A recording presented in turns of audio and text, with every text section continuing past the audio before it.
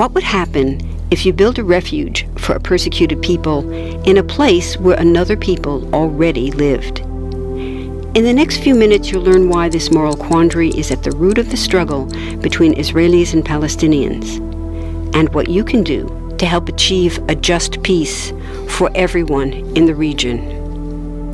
First, there are a couple of things it's helpful to understand. One, many Jews fled harsh persecution in anti-Semitic Europe, especially the Nazi Holocaust. Zionists encouraged massive immigration to historic Palestine, at that time a British colony, where Jews had an age-old connection and where small Jewish communities had long existed among larger groups of indigenous peoples. But when the UN offered the Jewish immigrants the majority of the land for a new state called Israel, for the indigenous Palestinians who lived there, it was a massive destruction of life. They rejected the UN's partition plan, and several Arab states invaded the new state of Israel. Israeli forces essentially erased over 400 Palestinian villages and towns.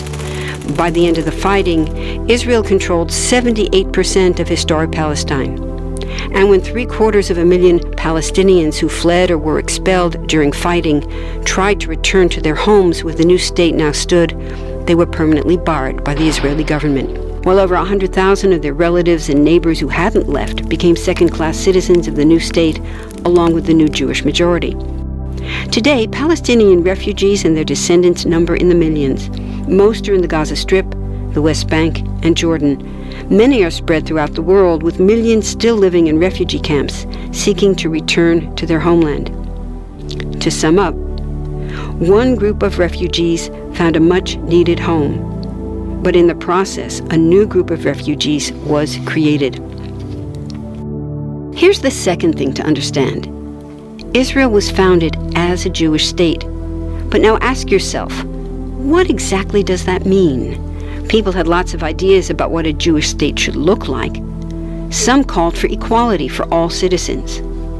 But what was created, in practice, was institutional discrimination against non-Jews. In other words, Israel ended up being built on a blueprint of exclusion. The Israeli government wants maximum land and resources for Jews, but not the Palestinians living there. That's why, inside Israel, Jews get special privileges, including rights to land and housing, that are denied to the Palestinian citizens, who make up 20% of Israel's population. That's also part of why Israel has never defined its borders. In fact, they still hold on to land, the West Bank and Gaza, that they conquered in the war in 1967. Since then, Israel has built Jewish settlements throughout the occupied West Bank, building Jewish-only cities and supplying them with infrastructure like roads and army camps, schools, and even a college. Military occupations are meant to be temporary, but after 40-plus years, this one looks permanent and entirely unjust. In the West Bank, Israeli Jewish settlers and Palestinians live on the same land, but must live under two completely separate and unequal systems of Israeli law.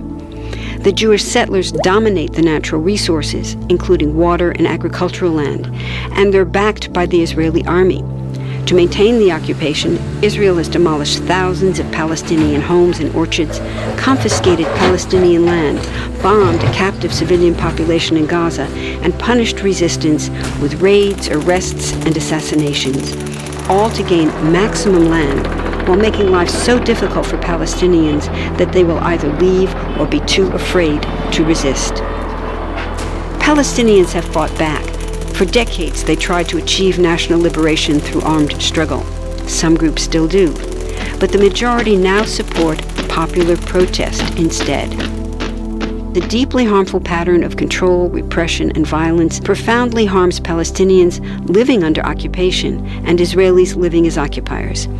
This must be broken to reach a peaceful and secure future for both peoples.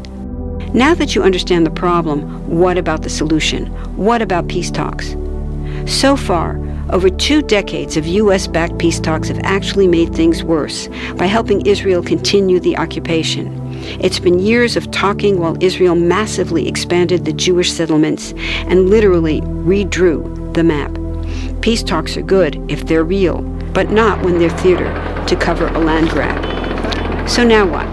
The current world superpower, the United States, has been a terrible friend, enabling Israel's destructive and self-destructive expansion onto Palestinian land by funding the Israeli military, the biggest recipient of U.S. foreign aid in the world. But there's another superpower that can make the difference. You.